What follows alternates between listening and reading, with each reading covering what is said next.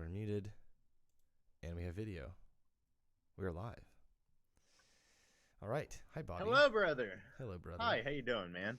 Good, dude. Before we start, this is the Banter House. This is where we talk about music, because being a musician is kind of lonely, and I wanna expand that out, especially now. We need that. And this is a really special one too, because you're my brother. You're my little brother. Yeah. So it's really interesting that, at this point we've sort of, we're both musicians, and we're both doing stuff pretty constantly. Although I would say you're busier than I am in some ways, but we took pretty different paths to get here. Despite being brothers, despite growing up in the same house, we sort of ended up in a pretty similar kind of, with a similar love and passion for music, but again, kind of got there different ways. How did you end up here? Give us your life story. How did you get started? How did you get to be doing what you're doing now? Well, okay, so the first experiences I had with music was when I was 7. My mom decided that, like, she asked me if I wanted to take music lessons, and then she asked me what instrument I wanted to play, and I chose violin. And I did that for like 7 years. And near the end, I really hated it, and I thought I did not like music at all. And so I quit violin altogether. And then 2 years went by, and I realized that music was like a part of my life that like helped me feel fulfilled. So I picked up drums, and that's when I met Joel Bernkrant. Remember? And he started giving me lessons, and I took lessons for like a year. And then after that, I was self-taught. I joined a couple of bands. Played drums. I really enjoyed it, but I started to realize that I kind of wanted something more. I wanted to play a role that was more upfront and more like kind of building from the ground up, choosing songwriting decisions, that kind of thing. And so I decided to pick up guitar, and then started just writing songs, and fucking like 130 later, here we are. Yeah, man. And what's really great, and kind of one of the themes of all the podcasts is sort of the way that the internet and social media has really changed not only how we're making music right now in the context of a pandemic, but just in our generation, people of our age, give or take maybe 5 years in either direction, how it's changed our role in creating music. You can toss stuff on SoundCloud for free. You can put stuff on YouTube for free, whatever, and that's a way for you to get your stuff out there and get, instead of just like, well, I have this song, no one wants to listen to it because no one wants to put it on the radio, no producers are picking me up, whatever. And you're just kind of sitting on something that you think is gold, and so it's been really cool for me too, because I've been able to kind of track your progress from the time you really started like putting music out there, like what, 6-7 years ago? I think just about 5 years ago. Yeah, okay, 5. Until now. And so it's been really cool because, even though we haven't really lived in the same city for the past, 6 years, we've been able to like collaborate music. Well, not really collaborate, but I've been able to kind of be involved in like your musical process a little bit, because, you can send me a tune and be like, what's up, dude? Listen to this thing. And I can be like, dude, that shit fucking bangs, So it's really cool to like that you actually have on the internet kind of solidified forever in some ways, a like progress report almost. Yeah. It's like, here's where I was with my very first song that I uploaded. I'm sure that's still up there. You can go listen to it. Still there. Yeah. And then the most recent stuff that you've put out, which I really want to talk about, which is your EP, Hope Again. Before we talk about that, talk a little bit about the Last+First moniker. Okay, so the Last+First, it's a funny thing because it's one of those things that I think to the eye, when it hits the eye, it strikes you as something that maybe has some layers behind it, like there's some sort of meaning. But here's the thing. So when I was like 18, 19, I was obsessed with math rock. Okay. I love that shit. That's the music I wanted to play. I'm lukewarm about it now. It's all right. I've heard enough of it, but okay. but I decided, so that's the music I thought I wanted to make. So I was like, what would be a cool name for a math rock band? And I was just like, Last+First. Okay, That, you got it some was math just in there. it was just a thing that popped into my head that was like not really like super meaningful, but like thought would be a cool name for a math rock band. Yeah, and then yeah. I just kind of stuck with it because I haven't really thought of anything else Okay, fair enough. to name myself since then. Fair enough. So, I think we may have a similar approach to naming, because you actually named this podcast the Banter House, although you spelled it differently. And then once I spelled it out, I was like, no offense. Yeah. It was a good idea. I like the regular name first of the spelling. I like the idea of like putting band in there, BAND-TER. But then when I looked at it, I was like, it just doesn't.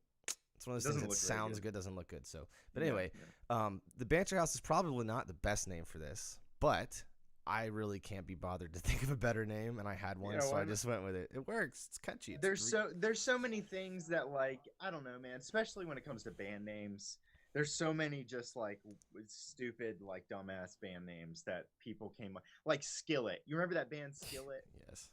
Like, okay, Christian hard rock band, whatever. Like, it's a genre I can take or leave, honestly. I can mostly leave it. They came up with that name when they were in their first stages, just messing around, like forming their identity, and they stuck with it.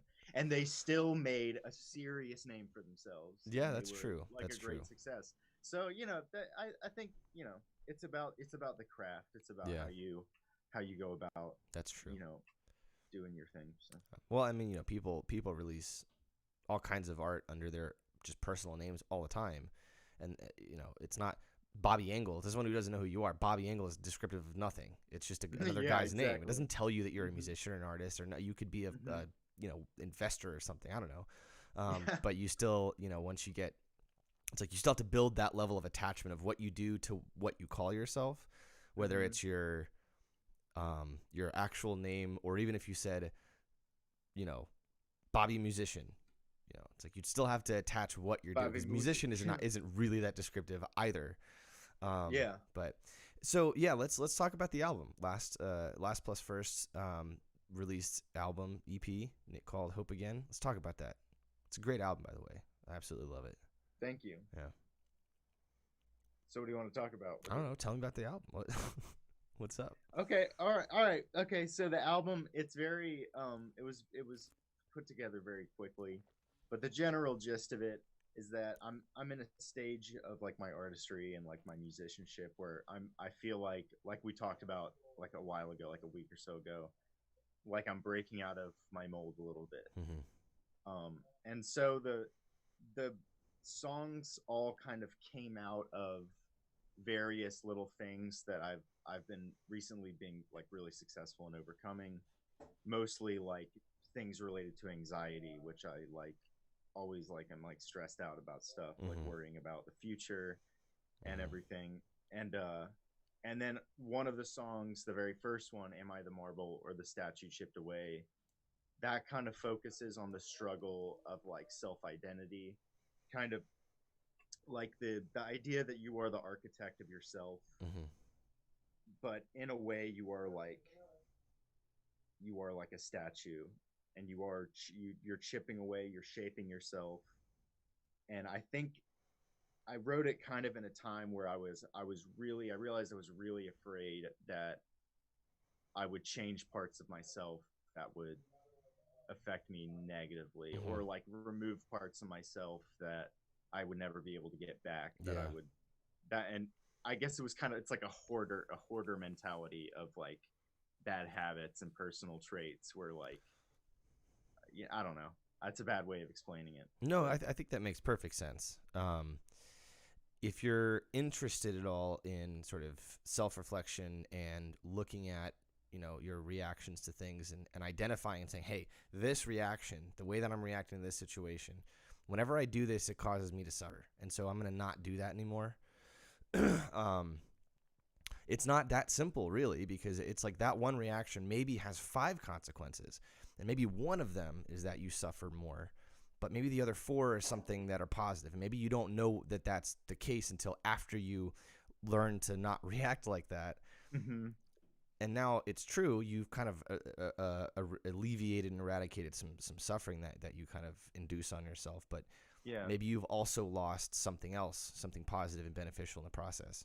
And in some ways, I think the carving a statue out of marble makes perfect sense, because it's easy enough to chip away a piece of stone, but you can't put it back. It's not like clay. You can't just, okay, cool, I never took that off. And I think maybe like if you're working on your personality in that kind of awareness, I think it's the same kind of thing. It's kind of easy in some ways once you get used to it to sort of stop reacting in some ways. It's not so easy to learn to react in any particular way. Like adding stuff in is more difficult. And in music too, it's a lot easier to get rid of stuff, and it's a lot harder to think of, well, what should be added in here? You know, it's easy to look at something and go, that doesn't work, that didn't sound good. But then when you look at the category of what does sound good, it's just an empty box, and you're like, I don't know what's put here, you know. I think a good example of it, and I think it's a struggle a lot of people have. I've met a lot of people that share this struggle with me, is honesty and confrontation. There's a lot of benefit that can come from a person feeling like they can, like if they have an issue with someone, if someone does something they don't like, having that honesty and being upfront about it in a constructive way. Sometimes people kind of like get beaten out of doing that because certain people like will, I don't know, react in a way that like discourages that. You know what I mean? Yeah. And I know a lot of people that will just kind of like be like, it's okay. Just be like, no, it's all right. Well, you're good. It takes two to tango, so to speak. And so in that situation, if you're kind of entering into this space with somebody where like you're trying to bring the conflict out in the open and address it and move on from it and try to maybe heal a little bit. If you're the only one, both of you have to agree to do that. If you're the only one doing that, you're going to get nowhere. If the other person's going to go, no, it's entirely your fault, I have done nothing wrong, there's nothing I've contributed to this situation, it's all because you suck.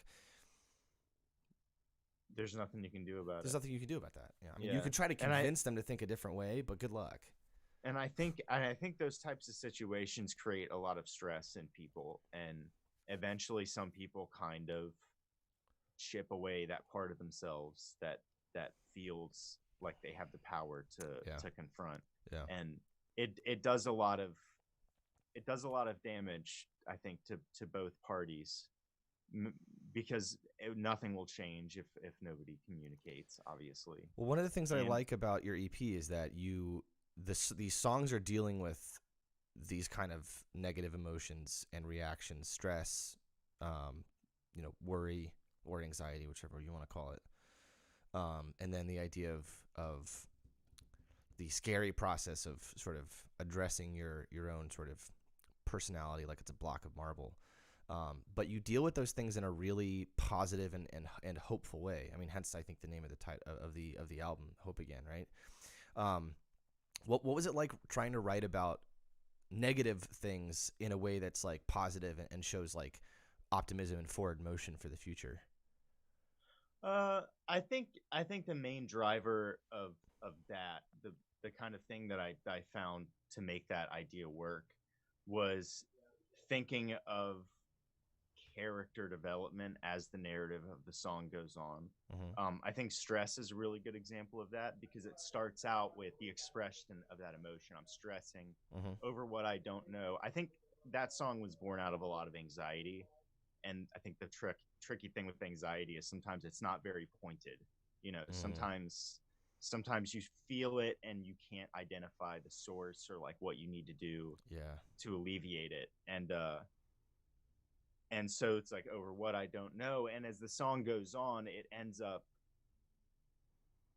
with the expression, if I'm not living, I'm dying, which I thought was a good transition into kind of someone releasing that emotion of stress and anxiety and just throwing themselves into life. Because if you allow your anxiety to stop you, then you die. Yeah. Like we talked about that one time, like you're surrendering to the chaos. You're rotting away if you stop. So yeah, like that was it was great. I picked that up like on the first listen, because like that transition from I'm stressing, and then if I'm not living, I'm dying, and sort of the idea how that works together with the idea of sort of self-reflection and how much of a scary process that can be. If you don't do anything, then you just die. Like you have to do something, and you're gonna make some mistakes along the way, and maybe you'll lose some parts of yourself that you might never be able to get back. But if you don't do that, then you will absolutely just die. You'll just stagnate and you'll just rot, and it's not going to be good. And you're going to have no change and no progress. And if you desire those things, then you have no option but to address that block of marble. Let's talk about the last track, or I don't know if it's the last one. Okay. The one we haven't talked about, which is Worry. Okay. That hook. So good. So good. I love it. Yeah, I love that. It's so catchy. Let's talk about that song a little bit. Okay. So that was kind of I don't know. That was a little bit of like a song that can be taken like in a couple different ways. It was a little bit like kind of just like written about my relationship. I don't know. Like it was early on in my relationship, and there was still a lot of doubt like in the future about whether it would be long term or anything like that. Or it can just be taken as like a general thing. Like it could be taken as because the lyric in the chorus is oh no, worry never fails to find me. Fear it won't leave. Only lonely waits for me if you leave. So like the you, whatever I'm referring to, that can be like anything that someone might be losing, or like that fear that comes from like confronting, like letting something go. Really anything, you know? Yeah. Like you could be moving to a new city and be like scared to leave your hometown or something like that, and it could apply to that easily. Yeah, well, it's definitely an experience I've had for sure. Cool, man. I think that the whole album ties together in a really fantastic way. I mean, it's there's like a sort of continuous thread of style and content, and you know, I think that, you know, the idea of like a short album, like an EP that has 3 or 4 tracks, that kind of attempts to distill like something really complicated, which is everything that you're talking about in the album, to try to distill it down to something it doesn't take an hour to talk about, you know. I mean, you can do that, and it's worth doing that, but the practice of taking something really complicated and trying to distill it down into something, you know, simple and basic, I think is a really fascinating idea. And it's like one of the things I've learned with like teaching is just that thing. It's like if I can take something complicated and I can explain it sufficiently in 1 or 2 sentences, then I really understand it. And I find myself a lot of times not being able to do that. And it's hard. I mean, you'd think I've been playing music for 18 years, dude. It's like you'd like I would think at some point, well, I can explain everything. No, I can't. I really can't. I mean, you know, you want me to explain X, Y, and Z in 2 sentences? I got to go think about that. You know, it's not as simple as only saying 2 sentences. It's like, oh, wait. Yeah, exactly. Yeah. So yeah, I love that kind of approach of it's like the short story of like music, basically. Yeah. You know? Yeah, that's how I was kind of thinking of it. Yeah. Just a little quick bite of something. Yeah, and it works super well. Guys, go listen to Bobby's album. It's on Bandcamp. Go buy it. It's only $7. That's it. $7. Or listen to it for free. I don't give a F. Well, I you don't could give do a that, frick. but you should buy it. Yes, you should buy It's it. only $7. In fact, you should pay $70 for it. Well, let's not go overboard here. I highly encourage that. Listen, man, it's good, but it's good, but let's not get carried away. Please just pay $700 for it, real fast. Bobby needs a new PS5. No, I need a new 360. Hannah Oh, spilled beer on it and it stopped working. God dang it, Hannah! How dare you? I know. I It got it. wasn't. She wasn't even drinking the beer either. She was like cleaning up after me, and knocked it over. Yikes! Just fried it. Mhm. Beer battered Xbox. Yep. Yeah. Um. What's your we're talking kind of uh well how what's the time span with the album, because you talked about Worry being written at the beginning of your current relationship, which has actually been going on for over Two a year, years now. 2 years now. Okay. Yeah. So we're talking about a 2 year span that you kind of wrote these songs, or Yeah, about a year and a half. okay. It was about like the 6 month mark that I wrote Worry. And I think I actually, so the order that they were written was Stress was written first, Worry was written second, Oh, and okay. then Am I the Statue or the Marble Chipped Away is actually the most very recent song that I've made. I haven't started any other projects after that one. Cool. So Yeah. What's the process for writing songs like for you? I'm not really. I've never. I mean, I've done a fair amount of writing in my time, but I'm mostly instrumental. In fact, probably exclusively instrumental, except for mhm. like assignments I had in school where I had to write vocal music. And so I'm not really that experienced with putting text and music together. And so working with Milquetoast, one of the interesting things we've written at least one new song. I think we've written more than one. But we've written a new song in the past like 6 months that I've been with the band.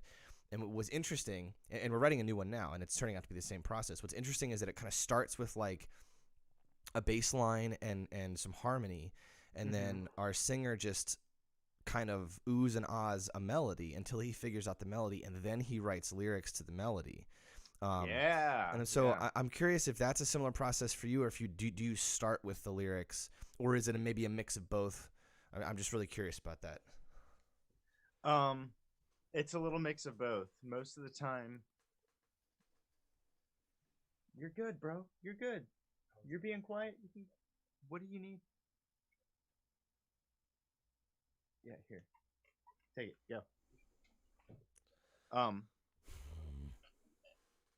so pretty much the process for me, if I can find, I guess maybe I don't need a pick. Do I need a pick?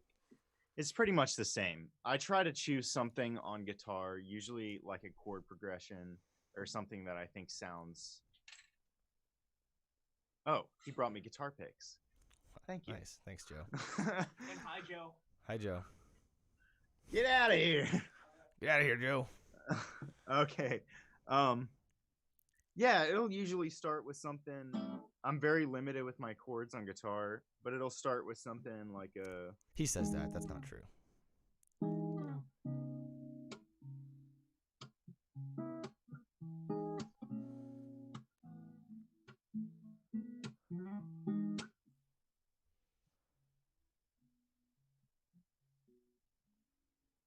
Like if that's a chord progression I really like. Okay, I'll do exactly what you just described your singer doing. And I call Okay. it's somewhere between like vocalizing and scatting. So I'm super interested in this, but something's happening with the audio, and I'm not hearing you super clearly all of a sudden. Oh no. So tell you what, let's take a break. Let's take a break really quickly, and we're gonna Uh-huh. fix this. I think I know how to fix Okay. this. We'll be right back, All right. everybody. 1 second. Hokey. Yeah. And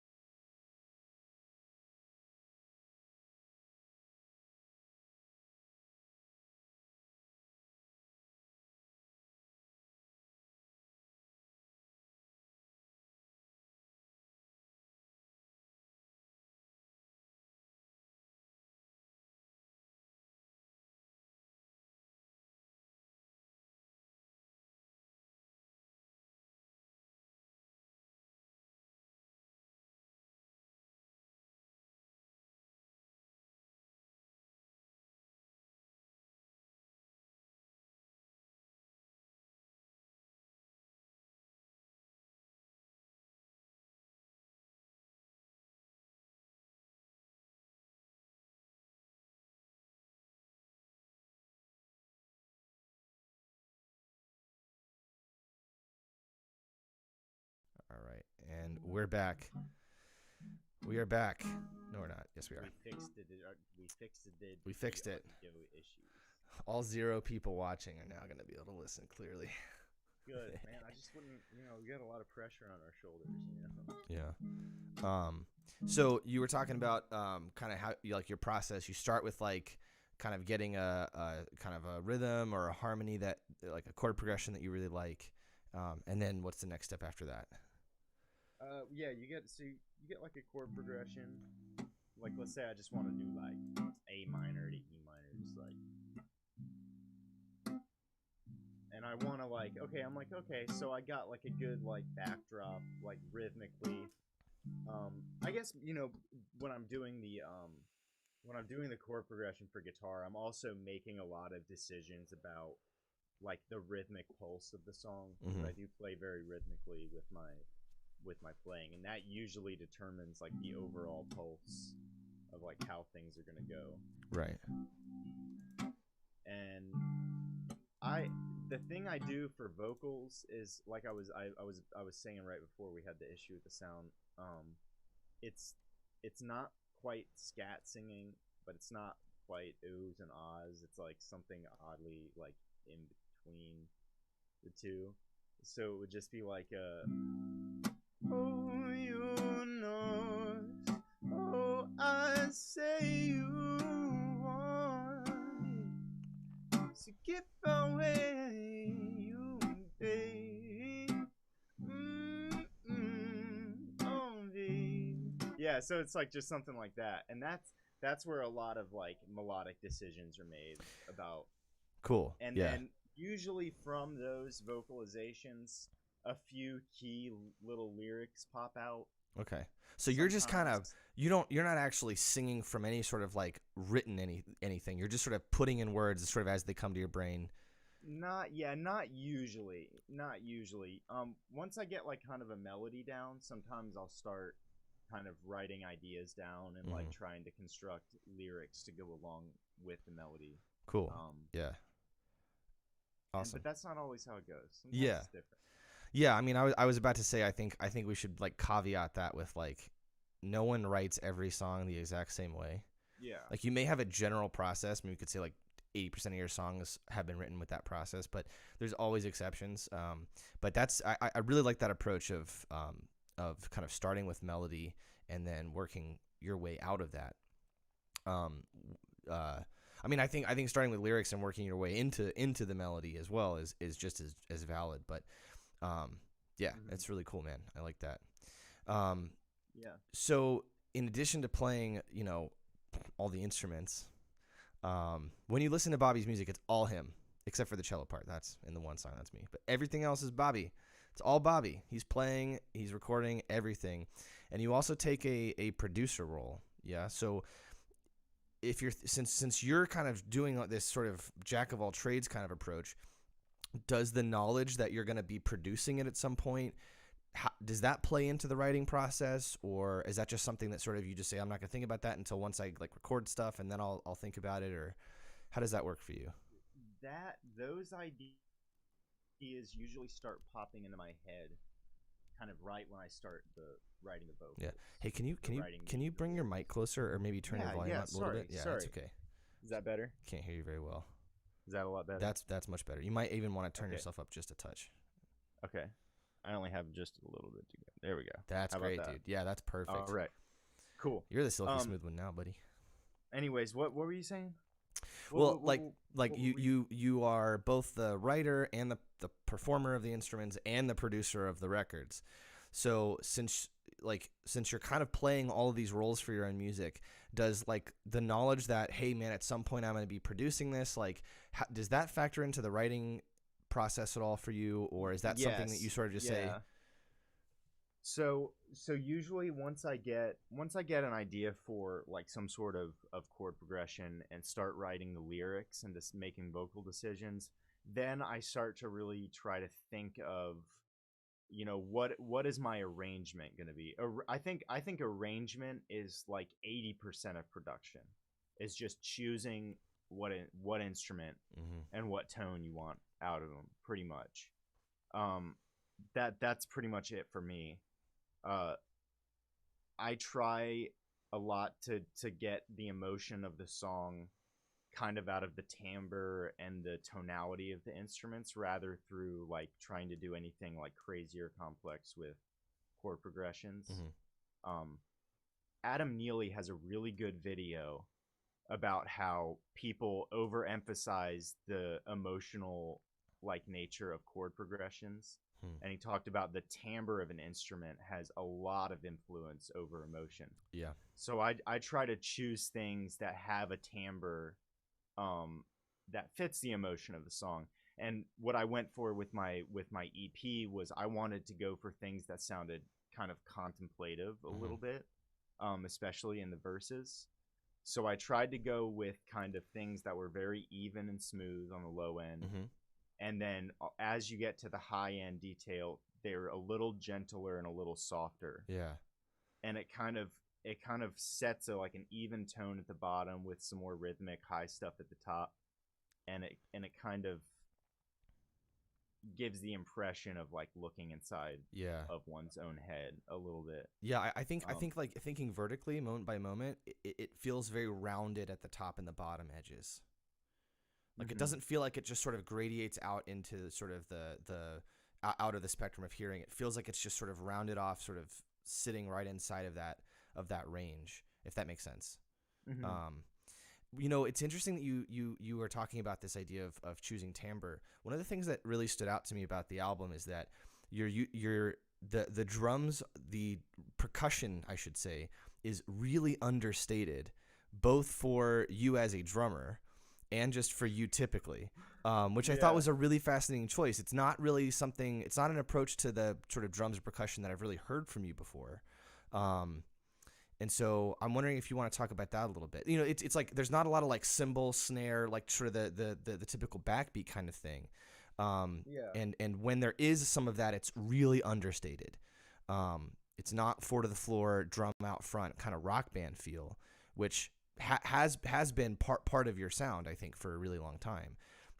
So yeah, what was that choice about? Like, what was the thought process behind that?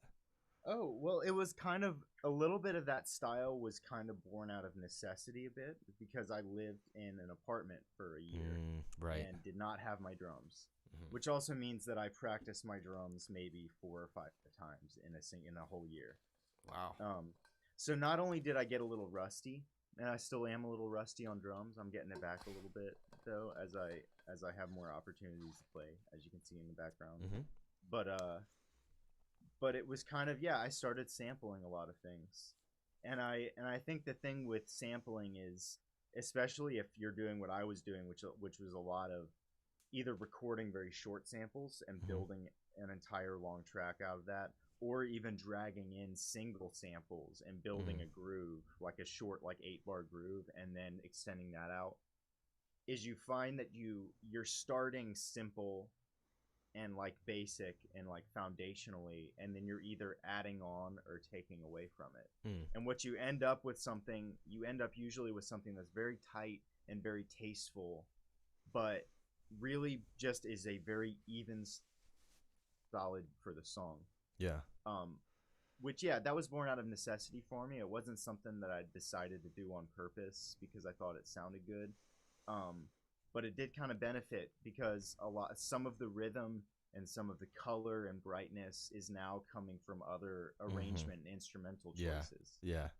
And so I think as the drums have gotten more understated, everything else I think has gotten a little more lush.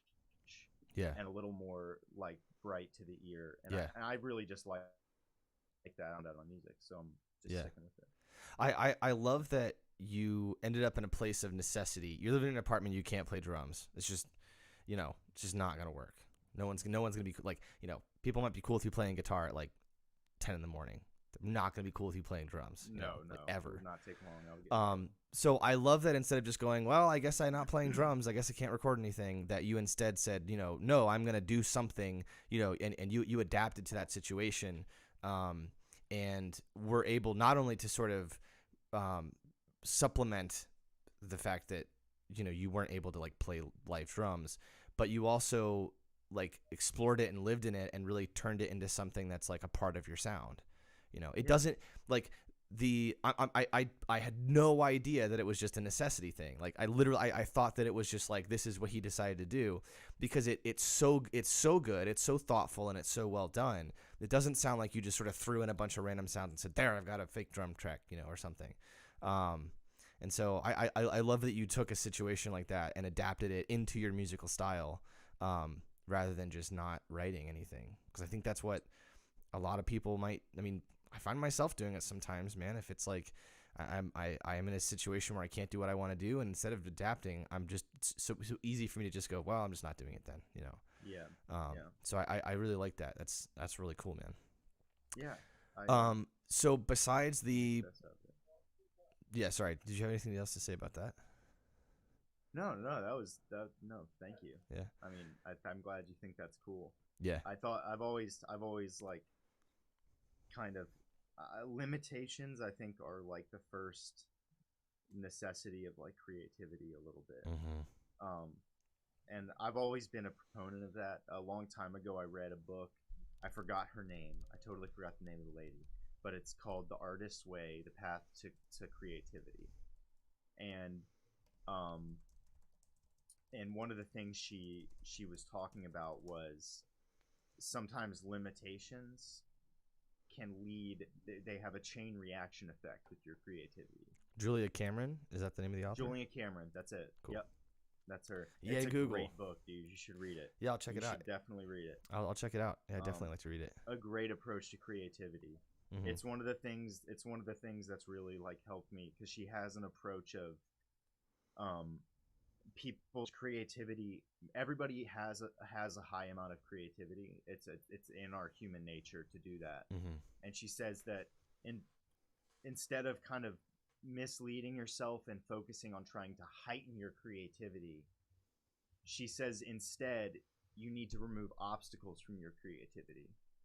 And one of those things is that inner voice inside of your head that prevents you from making certain decisions. Sometimes you veto so many fucking decisions that your creativity is exhausted. That's why you can't do anything. Yeah. You know what I mean? Yeah. So she has this philosophy, and she's a writer, so she has something she calls the morning pages, which is 3 full pages, double spaced, 12-point font of just flow of consciousness thought.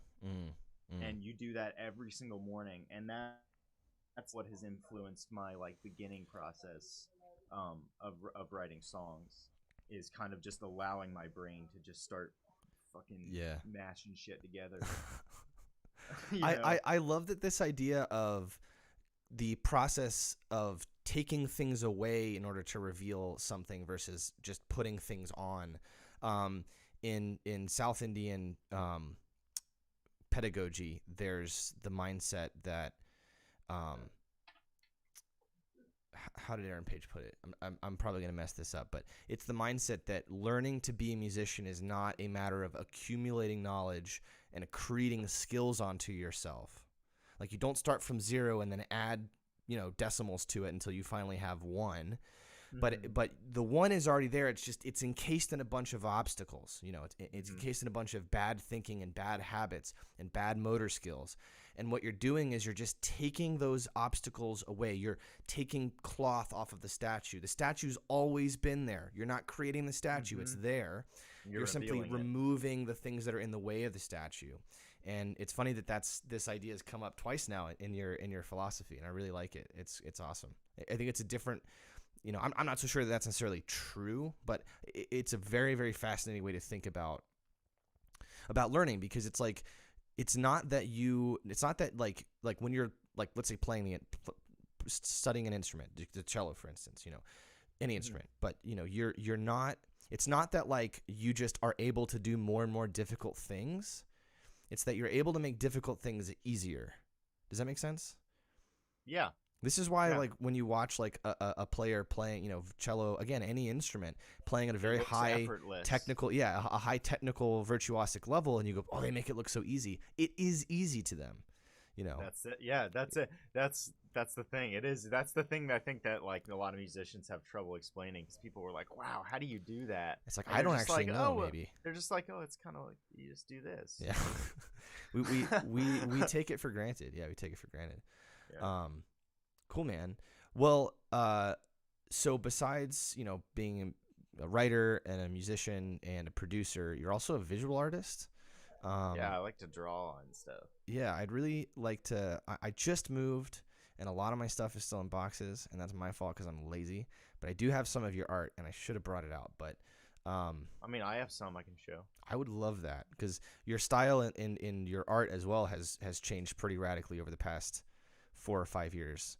Yeah, so you want I'd me to really, run and get it? yeah, dude, go for it. Yeah, I'll run my mouth during that time. Hello, 2 people watching.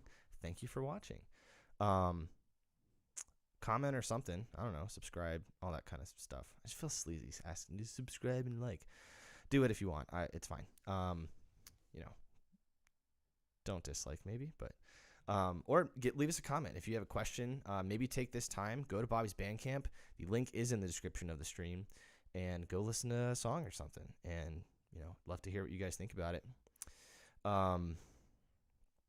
So, as I said in the beginning, Bobby and I are brothers. He's my little brother. And we started playing music around the same age. I think I started a year before him. And we've ended up taking radically different paths. And we end up, Bobby's a little more in the... What are you... Oh, you're just talking to about the you. audience. Yeah. I'm talking to all 2 people, which is awesome. I'd rather do this with only 2 people than like 1,000 people, kind of. True. In some ways. I feel the same way. Because I feel more thankful to those 2 people than I would to the 1,000 people. So thank you. Oh, hey Jeff. Hey, my buddy Jeff is listening. Hi, Jeff. Nice. Jeff is a great guy. I love Jeff. Jeff, you're a good dude. You're my best friends. You're a good man. Appreciate you, Jeff. Miss you, buddy. We haven't seen each other in a while since I moved.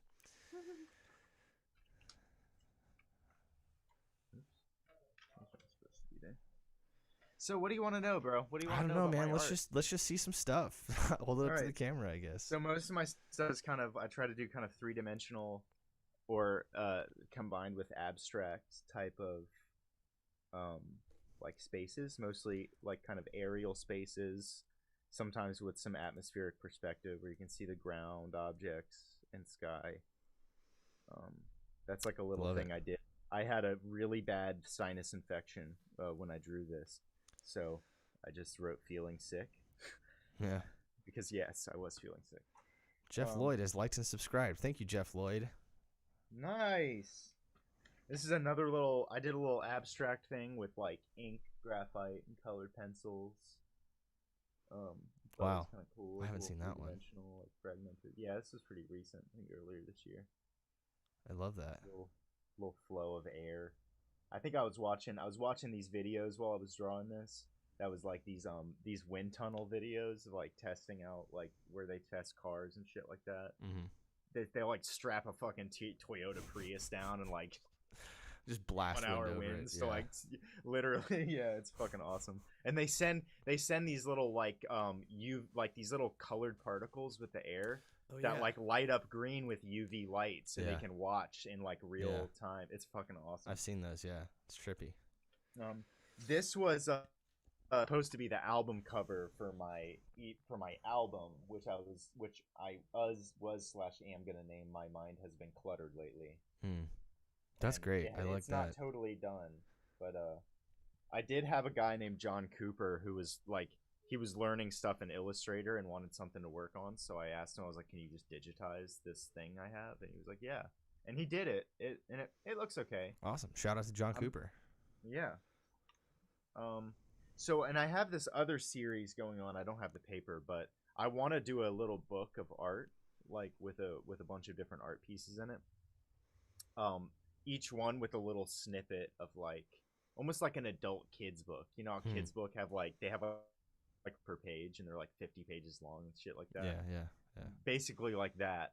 Nice. But it's gonna be from the perspective of a guy who like sleep, and then woke up like on a weird alien planet where there's like no life but all these strange landscapes and everything. And I'm going to include the My Mind Has Been Cluttered Lately one. That's going to be part of it. That's awesome. Yeah, that definitely looks very alien landscapey. I love it. This is another one. That's also going to be part of it. Wow, dude. Oh, that's really cool. All of this has to lead somewhere. That's really awesome, dude.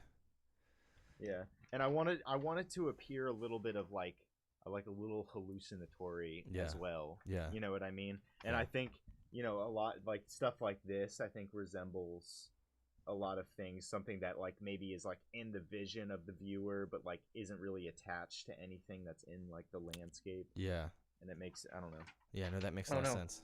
I dropped it. So how do you? Because I'm not artistically inclined at all. Oh, really? Well, let's see some more, dude. All right. This one is the most recent one I've done. I'm so proud because I did this stippling at the bottom. Oh yeah. And it's like the first time I've done kind of like that. But, the shading on this, whatever the object in the middle is really cool. Yeah. It gives a lot of depth. It's like stippling on it, like little tiny dots. I don't know if the camera's good enough to show it. It's. I thought you were talking about the little dots around the edge, but you're talking about the shading. Yeah, and the shading on the ground too is all little dots. Like, yeah, it's not really coming through as dots, but so that's all just little points. It's not like a actual shading. Wow. Yeah, it's like listen with changing densities to make darker. That's fucking crazy, dude. Yeah. So what were you gonna ask about my things? Well, so like like when you're talking about like the process of like writing music and like recording and stuff, I've got a pretty good idea of like I think because doing music as well, it's like I think I've got an idea of what that process is like for you, but I'm not artistically inclined at all visually as far as visual art. So what's the process like going from like the idea to the creation, or is the process and the idea the same thing? What's that like for you starting from nothing? Usually it'll start out a little bit the same way. It's a little bit of flow of consciousness type stuff. And for these, I have a general idea. I know that I want atmospheric perspective. I know I want something on the ground. I want something in the sky, either floating or protruding from the ground. And then I want something floating in the air, like particulates or some objects that are just kind of usually like little black orbs with like a little reflection highlight are pretty cool to have scattered throughout the air. So I know I want all of that. So I just start to kind of do random little things. I think over here there's an example of something like this. I just doodled this in pencil. Yeah, for one of the things that I might want to have on a landscape. And it's really rough and it's not as like well done. Yeah. And like other stuff like this too, like these kind of shapes and everything that I'm kind of randomly constructing. Yeah. And I thought about like having him like descend into insanity, so I had like this weird like anti-scroll that I like did. Yeah, I like that. That was pretty cool. But yeah.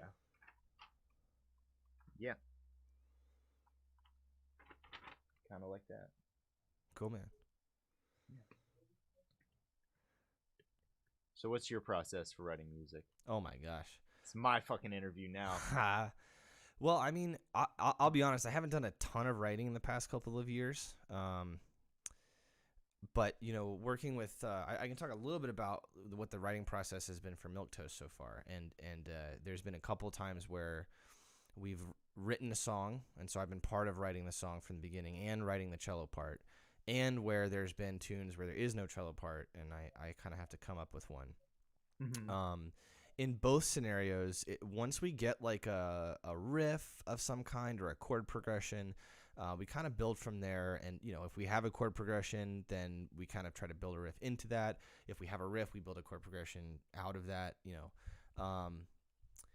and then a lot of it is once we get a vocal melody going, then I can really, it seems like that's really been where I start getting a cello part, because the way that the the role that the cello plays for Milquetoast is like a lead guitar and a like vocal harmony a little like bit? a vocal harmony at the same time. Yeah. Okay. Well, I've noticed not that at the a same little time, but it can play both roles, bit. And so a lot of times, James will be like, well, okay, here's my vocal melody. Here's what I want you to here's what I'm hearing for you. And he'll kind of sing the thing, and, we'll kind of work on it from there. We'll tweak things or whatever. Maybe I'll change the rhythm or I'll change a pitch here and there if I think it needs it, whatever, and we'll just kind of workshop it like that.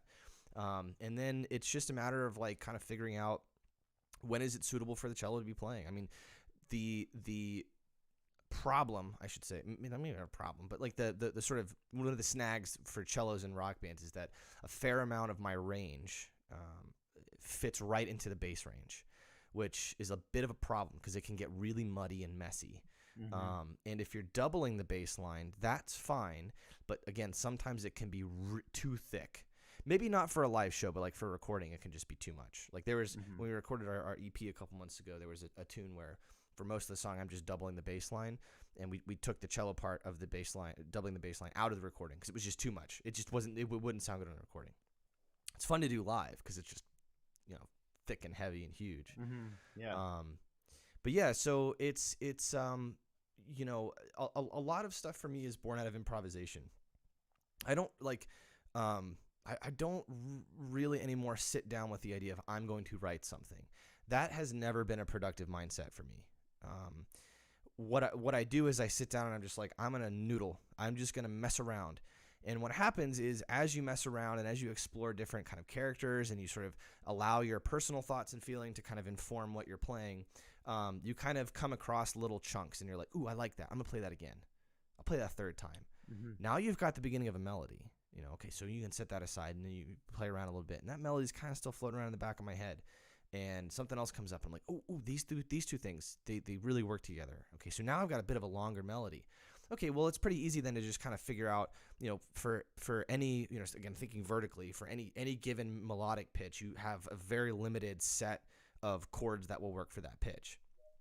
If you're thinking like strictly kind of Western diatonically, which, let's say I am. So that's great because I'm pretty much limited to like 3 or maybe 4 chords, maybe 5 chords if you want to get funky for every pitch. So then it's just a matter of like, well, what makes sense? And my thought with music is always that you should be attempting to, well, I shouldn't say always. It's not really true, but if I'm writing something, like my sort of structure is I want to start from a place. I want to introduce something that becomes familiar to the listener. Then I want to complicate it. I want to move away from that sort of home base. I want to make it complicated. I want to build tension. And then at the end, you resolve all of that tension. You kind of come back to your home base. It's a little bit of a seems pretentious to say this, but it's a little bit of a hero's journey kind of an idea. I kind of Hey, Joseph.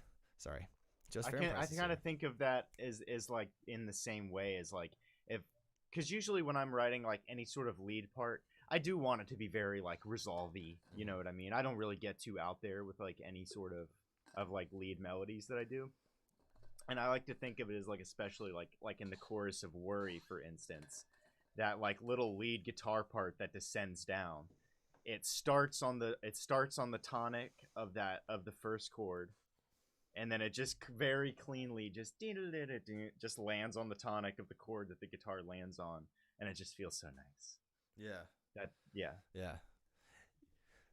So yeah, kind of thinking about that structure. How can I create and resolve tension? And that's most music in my experience tends to do that in some way or another. Maybe with harmony, it may not be. And sometimes the intent is it's just all tense. It's all tension. That's fine. But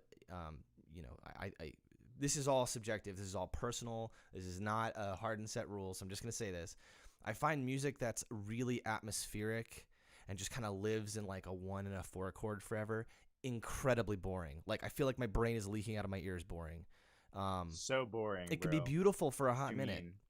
But if I don't feel like there's a sense of development and progression, it doesn't do anything for me. So my own personal taste is I want to create and resolve tension in some way. And what's great about thinking about music like that is you end up realizing you can do that in so many ways. It can be with harmony. I think that's sort of the main role of harmony, but it can also be with tone. It can be with volume. It can be with basically every aspect, every sort of layer of I mean, of music. lyrical content can do it. Yeah, lyrical content. Yeah. And then of course the trick is the words you choose. Yeah, and then of course the trick is figuring out how to make all those things work together. And I think like thinking about like the classical cello world, well, not just the cello world, the sort of classical world in general, just because that's what I'm most familiar with. The musicians that I love the most, I think I love them because they are creating and resolving tension on all of these levels. They're aware of the, let's say a concerto with an orchestra. They are aware of what the orchestra's doing. They are aware of how that affects the pitches that they're playing. And then they're bringing in articulation, and they're bringing in dynamics, and they're bringing in all kinds of other elements of music to sort of all kind of cohesively build up this feeling of tension or contribute to the feeling of resolution. And that's hard. I struggle with that a lot in my own playing. It's like, well, I'm not thinking on all these different levels, Yeah. It's hard to do that, which is why I'm not a famous soloist yet. No, I'm just kidding. Yet. No. Oh man, I love it. Yeah. Hey, I'm gonna take a quick bathroom break. Is that okay? That's a great idea. So we're gonna take a quick break. Thank you to all three of you who are watching. We're gonna be back in let's say 4 minutes. We'll be back at 11:40 Mountain Time. I'm also gonna grab some coffee. So yeah, taking a break.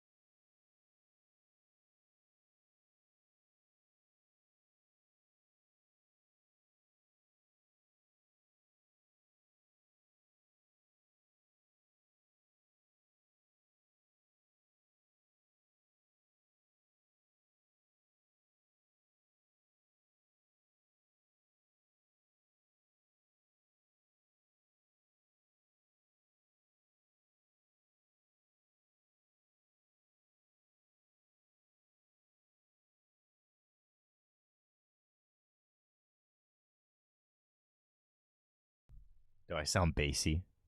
Yeah, you sound really bassy. It's called the proximity effect. Ooh. Me. Weird. Cool, man. How was your break? How was your bathroom break? It was a pisser. Oh, man. Yeah, I really should figure out how I can play music at the beginning, at the end, because it would be so cool to have your album playing. Do you want to hear? Do you want to hear some of the earliest shit that like I've done on? Yeah, let's listen to some of your music, Bobby. Oh God, I wonder how well it's gonna come across. I think. Oh, I took out the link to my archives.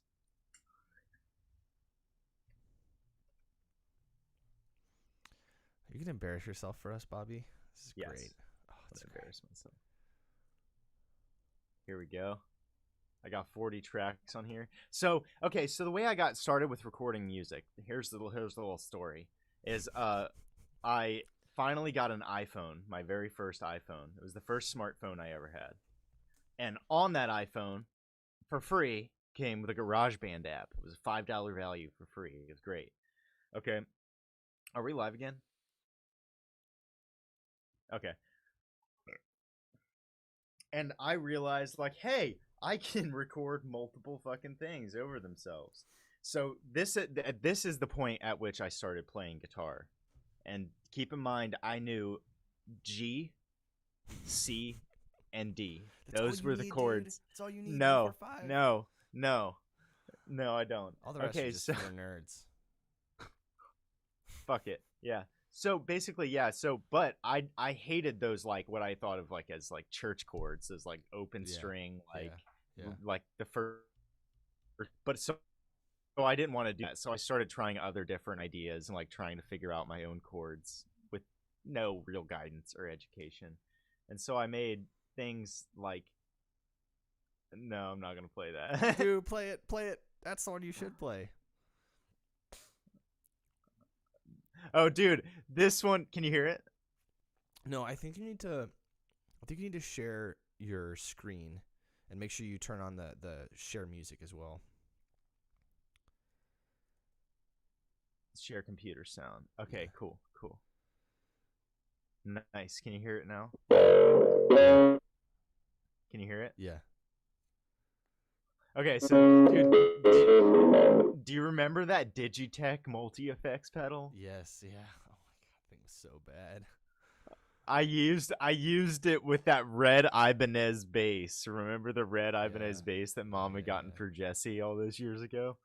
And I put it through like the odd like setting on it and made this.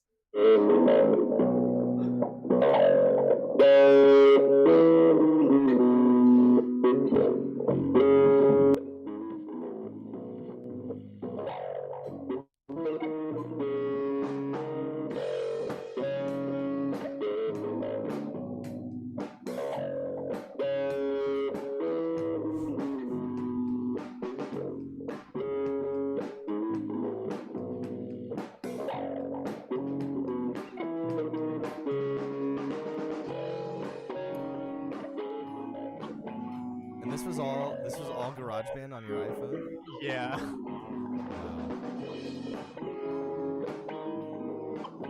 I love that. So I'm sure that every musician who's ever tried to record anything has a crap ton of my song 1, my song 4, my song 5 just floating around. I know. Let's hear something else. Let's hear my song 7 is speaking to me. Let's do my song 7.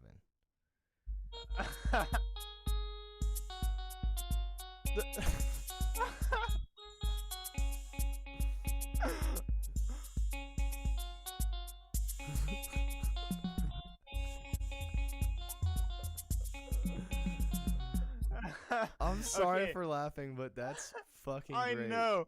So I was just like trying to see what I could do with just the built-in instruments in GarageBand. No, like actual recording. Excellent. That's great, dude. That sounds like it's from like crappy free iPhone game that you see advertised on other games. Wow. What is this one? Oh no. Okay, yeah. It's like some dumb shit. Dude, we are probably cooking the brains of like the 3 people listening right now. Sorry, guys. Loud? It is a little loud, yeah, maybe. Yeah, there you go.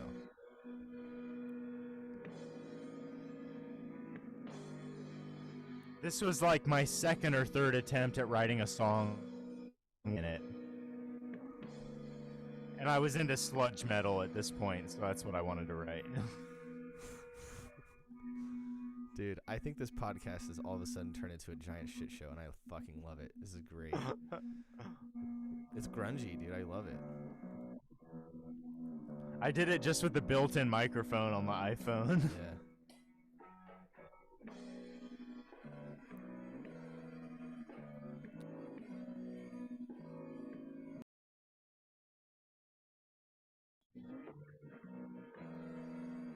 Am I breathing in it?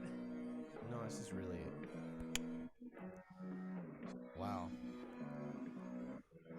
Wow. When was this? When did you do this? I was 18, 6 years ago. Wow, dude. These all say 4 It's just years. all my but- song, my song, my song. I love it so much. There's another My Song 7. It's 2 My Song. There's 3 My Song 7s. This is my early attempts at writing music with chords.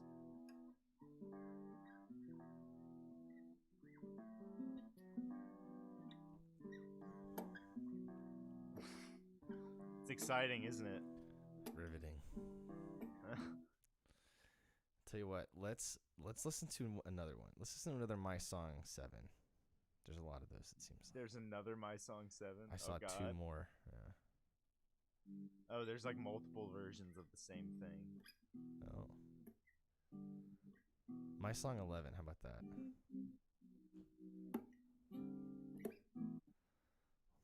I love that it's 5 minutes, but half of it is just nothing. I was kind of proud of myself when I made this because I was like, it's cool.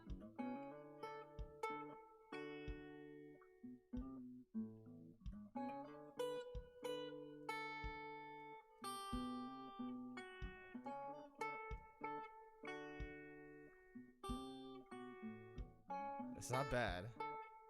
There's some development here. Tell you what, dude, let's both cleanse our ears and redeem yourself in the eyes of the 2 people watching, and let's listen to a song off of your new EP. Okay.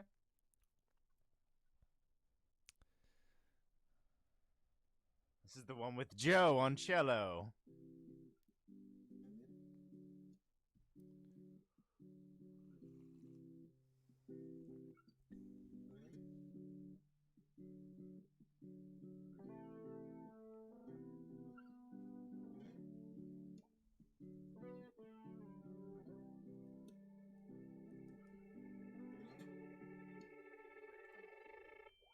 Closer to myself, but farther from the truth.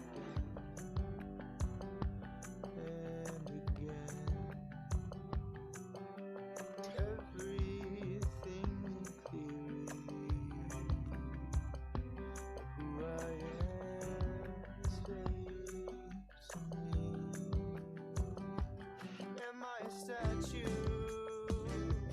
Or the marble chipped away in my virtues, always spoken, never displayed. Is it worth it to you, or is it obvious to any fool that I'll never be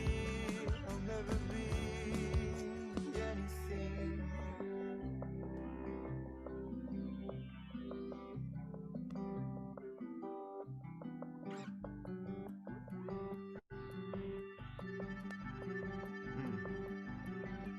Did I rid myself of what I need?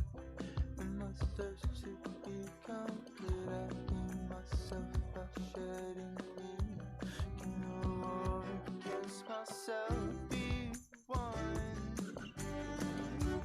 Will I always be this way? Always changing, but always shrinking.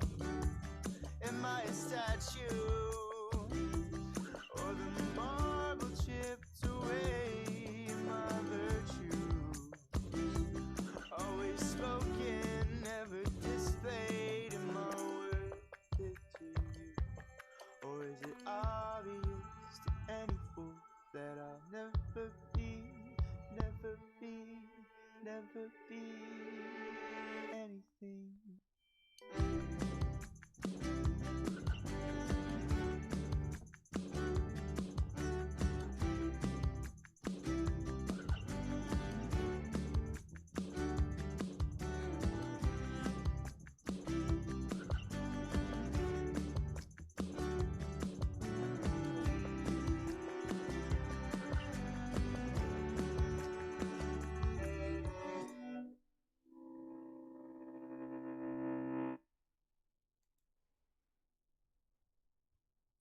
Killer, dude. Killer, dude. Dude, it really is. It's so great to see like your progress. Not only just like since you're my brother, but just like also like just as a musician, like it's so cool that you're so open to sharing some of the sort of primordial exploration, your first real like forays into like writing and recording music and putting it on the internet. I mean, dude, that's rough, man. I mean, it's hard. I haven't even listened to the recording of my master's recital, and that was 4 years ago. I can't do it. I'm scared. Yeah, It's I have terrifying. absolutely no shame, dude. Absolutely no shame. Well, I appreciate it. I know how far it's come, and I think I think it's part of. I think it can help people get a perspective on that type of process. Yeah. And I feel like for people who want to start writing music or kind of feel stuck in a place where they feel like they're not good enough, I think being another musician that's come a long way, being open about how they started can, like, I don't know, it gives other people a feeling like they're not alone. Yeah. And it really like lets people know that like you just gotta fuck it up. Just like fuck it up a bunch. This is great because in the very first podcast, Joseph Aaron Price and I talked a lot about this mindset of musicians needing to be more willing to show the process, to show the works in progress, to show the stuff that's imperfect, because people are so afraid, non-musicians are so afraid to attempt to become musicians, and they don't want people to see the messy, bad, weird, confused, wandering process that takes place in the first probably couple of years you play the instrument, maybe, depending on who you Honestly. are, whatever. Jeff says, are you able to increase the volume output of the stream? Let me try. Jeff, how's that? Is that better? I did turn it down because of the music. Bobby, can you talk a little bit? Yeah, what's up? Jeff, let me know if that's what's up? All right, thanks, buddy. Jeff, let me know if that's good or not. I have both of our volumes set about as high as they can go without clipping like crazy. So, yeah. Anyway, but yeah, just this idea of like being open to sharing the process and being able to show people sort of the rough starts and the demos and the stuff that you wrote, and then like a year later you go, why the hell would I write that? That's shit. Yeah, I know. And being able to look at that and go, ha, isn't it funny? I actually thought that was good at one point. Katie Wary and I were talking about that as well. She was in my second podcast on Thursday. She has this Facebook group called Etude of the Week. It was a great podcast. You guys should go listen to it if you haven't. Jeff says that's better. Good. Thanks, Jeff. I got to get the music sharing thing figured out. Anyway, so it's funny that all three of the people I've talked to so far have brought up this idea of putting out works in progress and imperfections and even stuff that's just bad out on the internet. And being more willing to kind of have that be part of the process and the image. Even if you're a professional musician, your job is like playing concerts and stuff, to be able to put the bloopers out there. Joseph Aaron Price has a fair number of videos on his YouTube channel that are marked work in progress, and they're great. I mean, I haven't listened to a lot of them, but listened to a couple, and yeah, it's not perfect, but it's really fun to be able to watch him play. Like I was listening to his recordings of the was it Marco Giuliani, I think, or something like that. It is like a bunch of 18 progressive etudes. Great, Joseph, you're still listening. I really love that recording, by the way. I got to ask you about the feather thing with the. I don't know what's up with you. You explain that to me. Makes no sense. But anyway, so that's it's a really polished recording. He spent a lot of time. It's really it's so well put together. And then listening to stuff that's just it's kind of shaky, work in progress. Yeah, it's really great. To put that stuff out there. Internet connection's unstable. That's what makes you human. So it makes you human, man. Imperfections. Well, dude, this has been really, really awesome, man. I really appreciate you coming on. Cool. I appreciate you being super open about your process and stuff like that. Is there anything else you want to talk about? I don't know, bro. I think we've pretty much covered unless you want to just start having a normal conversation. but I don't think anybody's gonna be. This has been a normal conversation. Super interested in that. No, it's not been normal. No, just like being like, so what's up, bro? I mean, it's the internet. Remember No your one, silver Honda it's Civic? the internet, and no one can stop us. So, yeah, I do remember that car. That car is great. Shout out to the Jankmobile. Rest in peace, Jankmobile. I crashed you, and that was my fault. Made it all the way to Colorado. Made it to Colorado, dude. We drove it. You got We drove it to Miami and back. We drove it. Dad and I drove it one time when you were like 13 or 14. You went to like a summer camp in North Carolina. Dad and I drove it to North Carolina and back in one day. In one day, dude. That car was just ridiculous. kept trucking. We got 41 miles to the gallon out of that thing, dude. Indestructible. Oh my god. Did the AC work? There was no AC in that car, I don't think. Oh, I think it just didn't have AC because it was like the bare bones version. Cause like, do you remember when we tried to put those rims on it? Oh yeah. It was so. They were so tall and so wide. They were every time the car went over the slightest bump, the wheels would just scrape on the what you call it, the wheel well. The wheel well. Yeah, the wheel well. Terrible, awful. It looked pretty cool though. Yeah. Well, okay. So this was like they made these Hondas at this time that were commuter models. Is what they were. That's what the CX was. It was a commuter model. No electric windows. Jeez. It had heat, but no AC. Just didn't have AC. It didn't have a compressor. Nothing. You know. Wow. No power seats. No power anything, dude. No power anything. I did have a new radio put in, but then I found out the only speakers in the car were in the front doors. There were speaker bays in the back, but they didn't have any wires run to them and no speakers were in them. And because I was having I had this problem with the passenger side door, if you remember, where the window, if you rolled it down too far, would just come off the track. Oh, yeah, I remember it would fall in. Yeah, so you could put it back on, but you had to take the door panel off. Well, I just did it so many times, and I broke the door. I broke it, snapped it in half, and it wouldn't go on. So I just threw it away. And I was too cheap and too poor to buy, to spend $100 on a new door panel or go to the junkyard. So I just had a bare metal passenger side door, and I remember that. I just screwed the speaker back into the door, just open. It had no cover. Well, someone put their foot through it at one point, not through it, but they like kind of they broke it because just a bare speaker cone sticking out.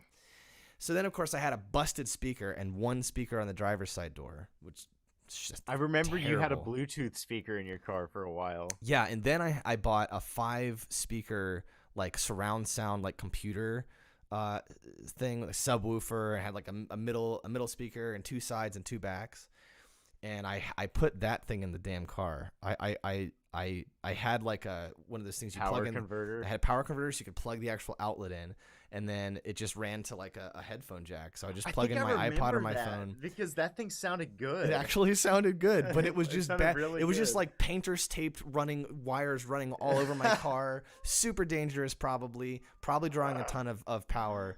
But the subwoofer was really loud. If you got in a car accident, they'd be like, he died when the speaker went through his face. Yeah, I'd have like an imprint of a Logitech speaker on my face. God, it was so janky. Oh my! And then Lord. I decided I wanted to plasti dip it because it was silver and I wanted it to be black. But I didn't buy enough plasti dip, so I could only plasti dip. You can only do the hood and the roof. I did the roof and the hatch. And then because I had wrecked it previously, the hood was already black because it came unpainted, and so was the bumper, which of course just looked worse and worse as time went on because you're not supposed to leave it unpainted like that. So it just looked rusty and bad. And I had black top and back, and which is all peeling at some point, and silver doors. I had stickers all over it. What's funny was when I first moved out here, people would see my car parked around school, and it wasn't until once I kind of started like making friends and stuff. I remember I gave someone a ride to a party, and she was like, "Oh, this is your car?" And I was like, "Yeah." And she's like, "We've been talking about this car. We were wondering whose car this was." I was like, "Really? Oh no." She was like, "Yeah, we call it the Jankmobile." So that's where the Jankmobile name came from. So dude, that is hilarious.